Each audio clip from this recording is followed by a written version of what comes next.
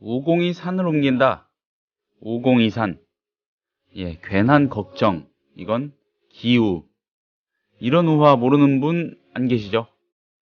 마오쩌둥은 우공이 산을 주제로 논문을 쓰기까지 했답니다. 이토록 유명한 우화인데요. 그 출처가 어딘지 혹시 아시나요? 열자라는 책입니다. 중국의 철학 고전인데 저자를 알 수 없고요. 성립 연대 또한 정확히 알 수가 없는 그런 책이라네요. 국민TV 라디오 30분 책 읽기 10월 28일 월요일 순서 시작합니다.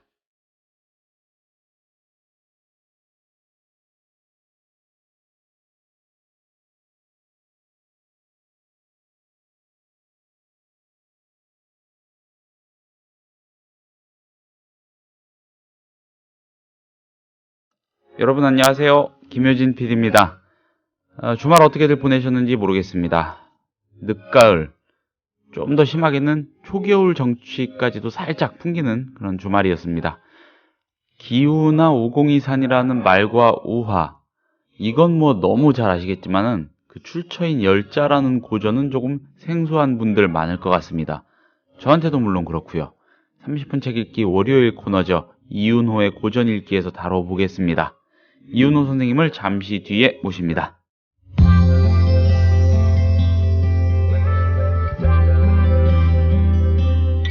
매일 아침 이 책 한 권. 국민TV 라디오 30분 책 읽기.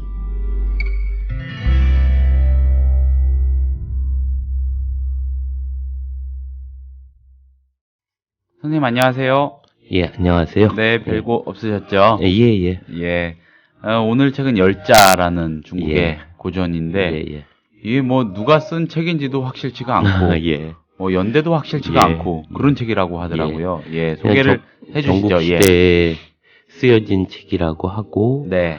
이제 여러구라고 하는 사람이 지었다고 하죠. 하지만 이 안에 보면 열자에 대한 비판도 들어있어요. 열자가 대단히 유치하고 천박하게 나오기도 합니다. 그런 점에서 보면 열자라는 사람이 실존 인물인지 또 실제 열자가 쓰여졌는지도 명확하지는 않습니다. 하지만 중요한 건 분명히 열자라는 책은 있다는 거죠. 누가 쓰여졌는지, 누구에 의해서 쓰여졌는지, 또 언제 쓰여졌는지 정확하진 않지만 많은 정말 특이한 이야기들이 들어가 있는 그런 열자라는 책이 있다는 것이고요. 이것은 일정하게 그 도가사상이 아주 중심되는 책 중에 하나입니다. 우리가 도덕경이라고 불리우는 노자와 그리고 충어진경이라고 불리우는 장자, 그리고 더불어서 남아경이라고 부르죠. 장자는 남아경이라고 부르고 이 열자가 충어진경이라고 부릅니다. 이 충어진경이라고 부르는 이 열자는 도가사상의 아주 중요한 사상으로 규정되고 있다고 생각하고요. 또 하나는 이 여러구라는 사람, 그 어구라는 말이 그 당시에 이제 사람들을 어떻게 불렀느냐라고 하면 그 사람의 직업이나 생김새를 가지고 이제 그렇게 많이 부르는데요. 예를 들면 공구는 공구는 이렇게 생김새가 이렇게 이마가 언덕처럼 생겼다 그래서 공구고 그 공구의 아들이었던 공리는 생긴 게 여러 가지 설이 있지만 어쨌거나 그 당시에 제후가 왕이 그 잉어를 아들을 낳자 잉어를 보내줬다고 해서 그 공린이라고 불리는 혹은 생긴 게 물고기처럼 생겼다는 말도 있고요. 이런 식의 것들을 많이 쓰죠. 예를 들면 묵자를 썼던 묵적은 죄인이었다라고 묵형을 받았다는 의미도 있고. 묵형이 뭡니까? 죄인들 이렇게 이마에다가 이렇게 쓰여지는 낙인 찍듯이. 그런. 그래서 이제 죄인들의 집단 아니겠냐 이런 얘기를 하듯이 이 어구라고 하는 말에는 어라고 하는 자가 그 가두다 혹은 감옥이라는 의미를 가지고 있습니다. 그래서 열자의 성이 열이고 이름이 어구 또는 그 가두다라는 의미에서 어구가 된 것은 이러한 관계가 아닌가. 그래서 감옥에 가두는 사람은 옥지기 이런 직업을 가지고 있었던 사람이 아닐까 이런 추측을 하고 있습니다. 어쨌거나 이 열자는 하나의 사상으로 이 안에 이야기가 다 들어가진 있지는 않습니다. 하지만 기본적으로 도가 사상의 다양한 이야기들이 이 안에는 녹아 있고 일화들을 중심으로 해가지고 풀어져 있는데요. 어떤 글들은 장자에서 나오는 내용과 겹쳐 있기도 하고요. 또 유황이 썼던 책과 상당한 부분들이 또 겹쳐 있기도 합니다. 그런 점에서 보면 어느 것이 더 진본인지도 지금은 사실 파악되지는 않고 있죠. 근데 우리가 열자 하면 제일 많이 알려져 있는 이야기는 사실 우공이산에 대한 이야기죠. 우공이산이 아주 재밌는 이야기죠. 이게 바보들의 이야기처럼 들리기도 하는데요. 제가 언젠가 처음 어나더 스토리 전창건 씨하고 할 때 이 우공이산에 대한 이야기를 했었는데 이 우공이산은 다른 의미로서 우리가 좀 해석해 볼 필요가 있다는 생각도 듭니다. 결국 우공이라는 사람이 나이가 90살이 돼서 그 산을 마주 대하고 살아가고 있었던 거죠. 산의 북쪽이 막혀서 집을 출입하는데 길을 멀리 돌아가야 하는 것이 괴로워서 이제 집안 사람들하고 회의를 했다는 겁니다. 결국 이 산을 퍼서 평평하게 해줘서 그 남쪽으로 곧장 통하게 하고 한수의 남쪽으로 다다르게 하면 괜찮지 않겠냐 이런 얘기를 합니다. 가족들이 또 바보죠 다. 그래서 좋다 이러면서 얘기를 합니다. 그래서 그 하루에 한 망태기를 퍼서 그것을 가지고 이제 바레만에 갔다가 이제 버리고 오는 거죠. 근데 이게 바레만까지 갔다 오는데 걸리는 시간이 이제 1년이 걸립니다. 그러니까 한 망태기를 퍼서 바레만에다 1년 만에 이제 갖다 버리고 다시 돌아와요. 나이가 90살인 사람이. 그러니까 이제 주위에서 사람들이 이제 황당한 거죠. 그래서 아내가 먼저 의문을 이제 꺼냅니다. 당신은 힘으로는 그 조그만 산도 그런 언덕도 없앨 수 없는데 태양산이나 왕옥산 같이 큰 산을 어떻게 하려고 하냐. 그 흙과 돌들을 어디다 버리겠냐. 그랬더니만 남편이 찌릿거리면서 아니 발해에 해안가가 있는데 그럼 뭐가 걱정이냐 이러는 거죠. 그래서 우공은 자손들 중에 이제 아들, 손자 이렇게 셋을 거느리고 돌을 두드려 깨고 흙을 파서 삼태기로 이제 발해의 해안가로 운반을 합니다. 그럴 때 이제 그걸 보고 있었던 이웃집 사람이 이 얘기를 하는 거죠. 자네의 지혜롭지 못함이 참 대단하다. 얼마 남지 않는 나이에 90이니까요. 남은 힘으로도 산에 있는 풀 한 포기도 없앨 수 없는데 그 흙과 돌들을 어떻게 하겠는가 그랬더니만은 우공이 탄식하면서 그러면서 얘기를 합니다. 자네 마음의 완고함은 정말 꽉 막혀 있다. 정말 과부의 어린아이, 그 동네에 이제 과부의 어린애도 이제 거기에 낍니다. 저도 껴주세요. 이래가지고 또. 그 옮기는 작업에. 바보들이 다 모여있는 거죠. 그랬더니만, 내가 죽더라도 아들이 남아있고, 아들은 또 손자를 낳고, 손자는 자식을 낳고, 자식은 또 그의 자식이 있고, 그의 자식은 또 손자가 있는데, 자사손손 걱정이 없지 않겠냐. 산은 불어나는 게 아니다. 산은 점점 깎이는 거고 자손은 점점 불어나는 거다. 뭐가 걱정이냐 이런 얘기를 합니다. 명쾌하네요, 일명. 예, 물론 이제 뒤에 가면 그 얘기를 듣고 뭐 이렇게 해가지고 한꺼번에 이제 그 산을 없앴다 이런 얘기가 있는데요. 어쨌거나 이제 그런 생각의 바보스러움이 주는 비밀에 대한 얘기.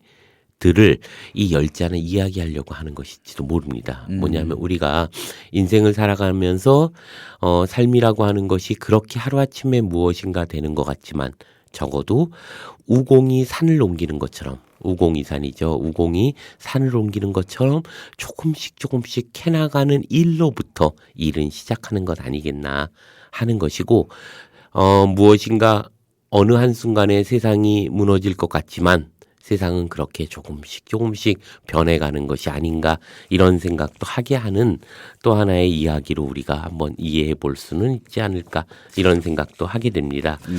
또 재밌는 몇 가지 이야기를 좀 해보고 싶은데요. 그 어떤 사람이 도끼를 잃어버렸대요. 도끼를 잃어버리고서 그의 이웃집 아들을 의심했답니다. 그의 걸음걸이를 보아도 도끼를 훔친 것 같고 또 그의 낯빛을 보아도 도끼를 훔친 것 같고 네. 말하는 소리도 도끼를 훔친 것 같다고 합니다. 동작과 태도가 어느 것 하나 도끼를 훔치지 않아 보이는 것이 없는 거예요. 딱 하는 짓이 도끼 훔친 것 같은 거예요. 그래서 얼마 후에 이 사람이 산골짜기에서 땅을 파다가 자기 도끼를 찾았다는 겁니다. 그러고 나니까 다음 날부터 그 이웃집 아들을 보니 동작과 태도가 그리고 말투가 도끼를 절대로 훔칠 사람 같지 않아 보이는 거였죠. 이러자면 이 안에서 그 여러구가 이야기하려고 열자가 이야기하려고 하는 바는 이런 걸 것 같아요. 우리가 생각하는 지각, 우리가 생각하는 생각, 네. 우리가 생각하는 확신이라고 하는 것이 얼마나 불안하고 그리고 얼마나 미약한가. 그리고 그것에 의해서 세상을 판단하는 것이 얼마나 가짜는 일인가. 이런 얘기가 이 안에는 또 들어있는 게 아닌가. 그래서 도끼를 잃어버릴 때는 옆집 아이가 도끼를 훔쳐간 것 같고 하는 짓 모두가 도끼를 훔친 사람처럼 보이는데 도끼를 찾고 나니까 그리고 나서 보니까는 절대로 도끼를 훔칠 사람 같지 않게 보이는 거죠. 예, 이런 것들이 이제 또 그 열자 안에는 또 이야기가 들어있는데요. 네. 그래서 이 사람이 이런 얘기를 합니다. 양주 편에 보면 우리가 노장 사상이라고 이야기하는 이 도가 사상의 또 핵심적인 사람 중에 한 사람이 양주라는 사람인데요. 이 양주의 이야기가 가장 많이 실려 있는, 사실 양주의 이야기는 대부분 소실됐어요. 그런데 이 이야기가 가장 많이 실려 있는 그 편이 열자입니다. 아, 그렇군요. 예, 근데 물론 열자에 등장하는 양주는 정말 양주인가? 물론 이것도 알 수 없죠. 하지만 어쨌거나 양주를 통해서 이야기를 하고 있는 것들이 있는데요. 양주가 이런 얘기를 하죠. 착한 일을 하는 것은 명예를 위해서 하는 것은 아니지만 명예가 저절로 따르게 된다. 명예는 본래 이익을 바라는 것이 아니지만 명예로우면 이익이 돌아간다.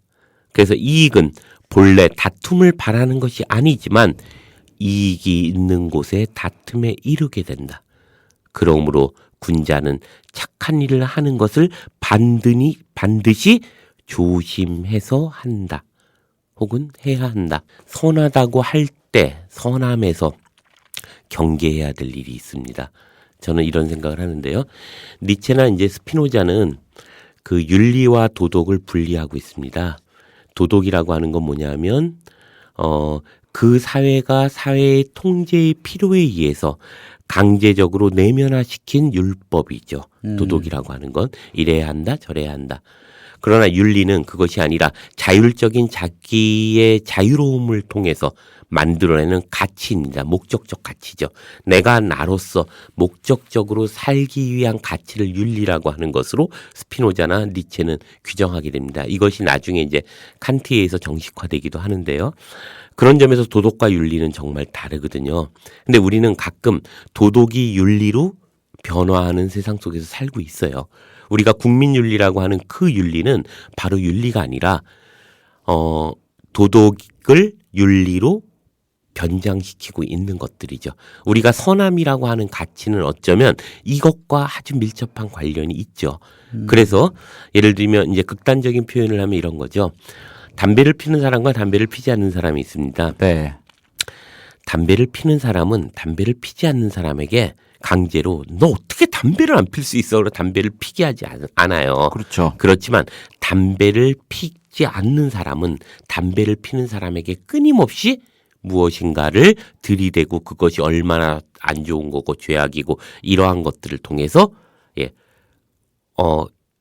뭐라고 할까요? 나름대로 폭력을 가하게 됩니다. 여기서 이제 그런 거죠. 언제나 선함은 그 사회가 필요한 가치는 윤리라는 이름으로 담배가 좀 극단적이긴 하지만요. 언제나 그 선하고 악함이라고 하는 것은 언제나 극단적인 윤리의 이름으로 상대에 대한 어떤 폭력을 가하게 됩니다. 그러기 때문에 우리는 이 선함이라고 하는 것은 언제나 그 사회가 필요로 하는 도덕적 가치와 관련을 맺고 있습니다. 그러기에 언제나 경계해야 합니다. 이 경계를 양주의 어떤 이야기를 통해서 보면 정말 재밌는 의미가 있죠. 네. 왜냐하면 도가사상의 아주 중요한 것 중에 하나가 선하고 악함의 경계가 없다는 거예요.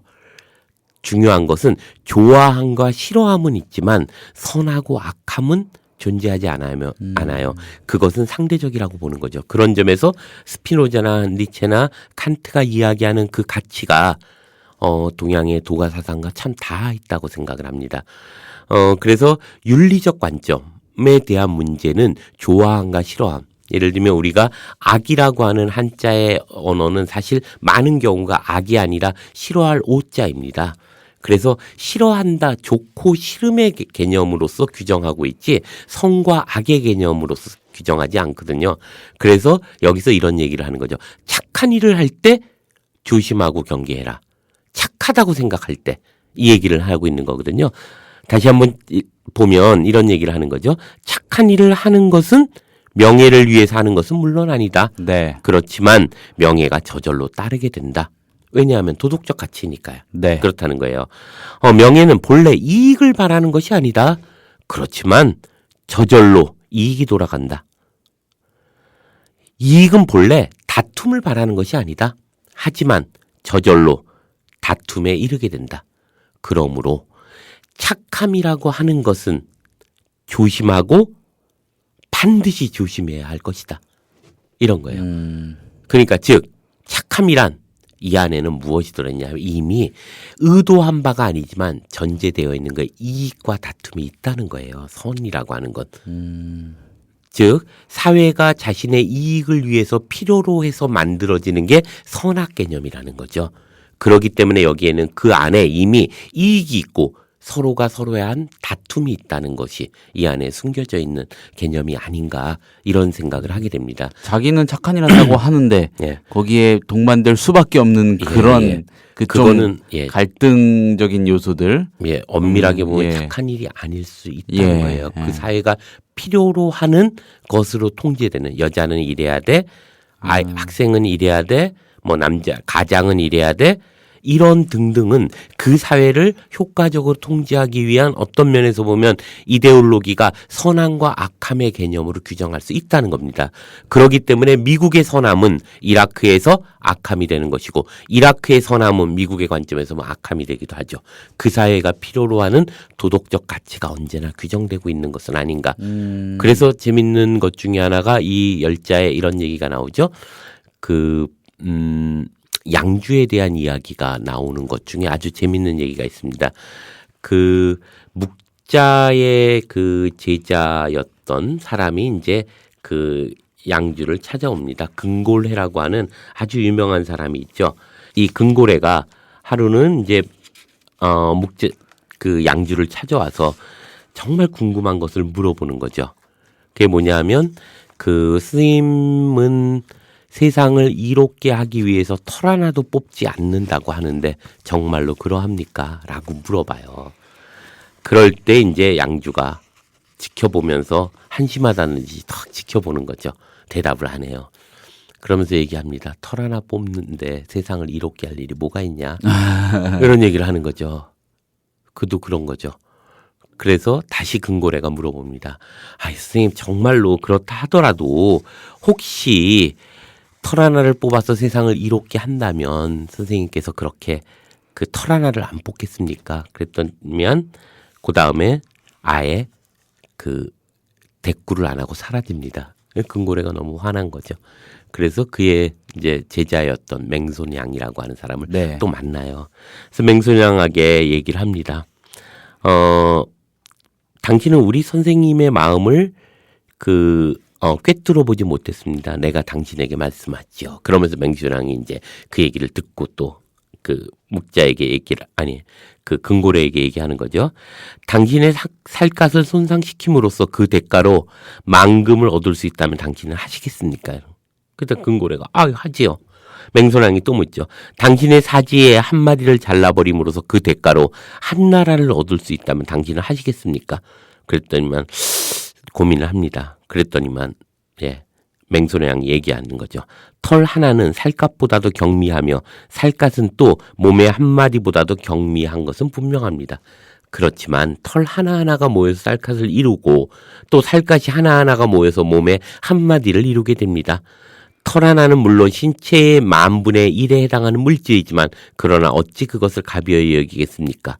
그랬더니 금고래가 있다가 얘기를 하죠. 그것은 노담이나 간윤에게 물어본다면 이게 이제 그 노장 사상의 관점이죠. 그러면 당신의 말이 옳다고 할 것이고 우임금이나 묵적에게 물어본다면 나의 말이 옳다고 할 것입니다. 이러면서 얘기를 하면서 이제 얘기가 흐지부지 끝나요. 근데 뒤에 연결되는 말 중에 이런 얘기가 있죠. 양주가 그 얘기를 듣고 그런데 세상을 이롭게 한다고 하지만 네. 모두가 세상을 얻기 위해서 자기의 팔 하나를 자르고 자신의 살갗을 잘라내는 것이다.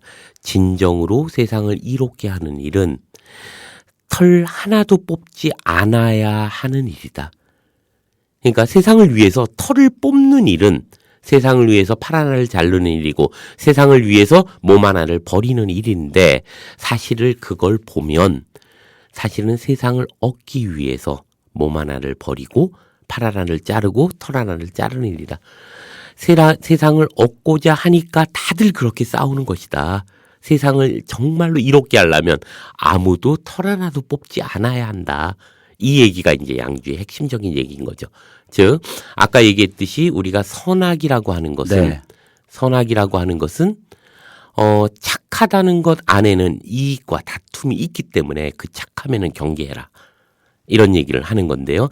이 착함에 대해서 이제 노장에서는 또 양주는 그렇게 얘기하는 것. 이 착함이라는 것이 대단히 위험한 것이다.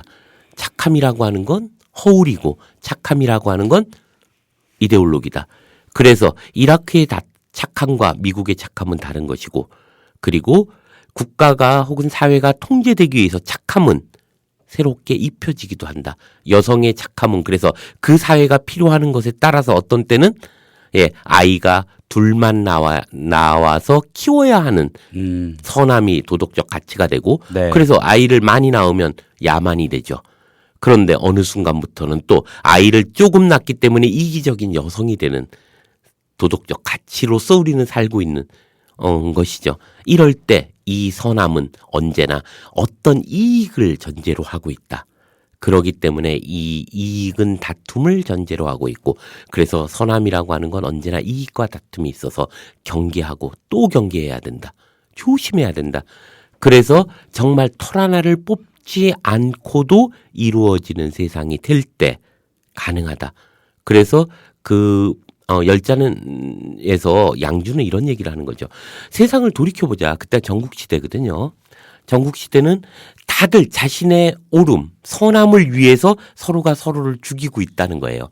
그러다 보니까 세상이 복잡해지고 늘 싸우고 세상이 어지러워지고 있다는 거죠. 옳음 때문에 팔 하나를 자르고 옳음 때문에 몸 하나를 버리고 근데 그것의 배경에는 옳기 때문에 자기가 아니라 다른 사람의 목숨을 버리게 하는 일이 바로 이 전국시대의 끔찍한 참상으로 나타났다는 거죠.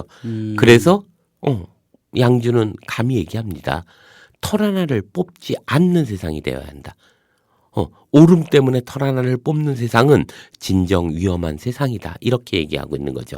그것이 지금 우리가 21세기를 살아가고 있는 대한민국의 현실 속에서 우리가 한 번쯤 좀 깊이 있게 생각해 봐야 될 문제는 아닌가 이런 생각이 듭니다. 언제나 옳음 때문에 또 그러한 어떤 사회적 명분, 사회적 어떤 가치들 때문에 우리는 개인의 가치는 언제나 사소하게 취급돼 있었을 때 이 열자에서 양주는 이야기를 하는 거죠. 그래서 위아주의라고 해요. 그걸 이제 개인주의라고도 하는데 철저한 개인주의를 옹호했던 사람이기도 합니다. 그렇군요. 예, 그런 점에서 이 열자는 여러분들이 한번 정말 재밌게 읽어볼 옛날 이야기들을 다 모아놓은 건데요. 너무너무 재밌어요. 정말 막 박장대소하면서 재밌게 읽는데 그 안에는 우리의 지각으로 아까 왜 얘기했던 우리의 지각이 얼마나 허술한가. 네. 이런 얘기들을 쫙 처음에 시작을 하면서 시작합니다. 근데 그렇게 바라보지 못했던 다른 세상의 이야기들 천천히 얘기하고 있다는 점에서 대단히 훌륭한 책이라고 저는 생각합니다. 우리들이 일상 속에서 그런 얘기를 종종 하는 것 같아요. 일단 첫 번째, 착한 사람이 어딨어? 착한 게 어딨어? 네. 농담처럼 할 때가 있고, 또 하나, 알고 보면 안 착한 사람 어딨어? 그러죠. 예. 네. 이런 이 농담하고 이 묘하게 맥이 닿는 것 같기도 하고, 그러니까는 각자가 가진 그 착함, 선에 대한 기준, 거기에 절대성을 부여하는 게 얼마나 위험한 일인지, 또 그거를 고지고대로 관습적으로 받아들이는 거, 그건 또한 얼마나 위험한 일인지, 뭐 그런 거를 한번 좀 생각해 보게 하는 책이 아닌가 싶고요. 한 가지 또 여쭙고 싶은 거는 그 책은 그러면은 흔히 말하는 고전이라는 느낌보다는 재미있는 옛날 얘기 같은 느낌이 더 큰 겁니까? 중국 고전은 많은 경우가 이렇게 우화나 네. 이야기를 통해서 쓰여진 책들이 많아요. 우리가 장자라고 하는 책들도 대부분 우화를 통해서 네. 쓰여진 책인데요. 노자는 이제 철학시라고 하지만 장자는 우화집이죠. 마찬가지로 이 열자도 우화집이에요. 훌륭한 책입니다. 알겠습니다. 예. 좋은 책, 재밌는 책인 것 같아서 기대가 되고요. 오늘도 말씀 잘 들었습니다. 감사합니다. 예, 고맙습니다. 국민TV 미디어 협동조합 조합원에게만 드리는 혜택. 당신의 영어 실력, 이제 원스톱 잉글리쉬가 해결해드립니다. 창의적이고 뛰어난 발성의 영어회화 학습 사이트 원스톱 잉글리쉬. 영어 표현을 암기시켜주는 동영상과 상황별, 주제별, 문법 패턴 표현을 검색하고 듣고 영작도 할 수 있는 영어 학습 포탈 원스톱 잉글리쉬.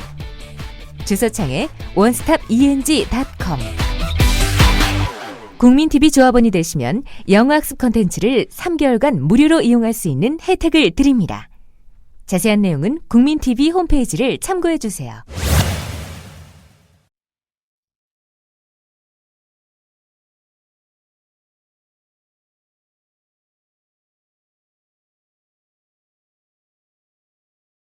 국민TV 라디오 30분 책 읽기 10월 28일 월요일에 소개한 책은 열자라는 고전이었습니다. 감사합니다, 여러분. 내일 다시 인사드리겠습니다.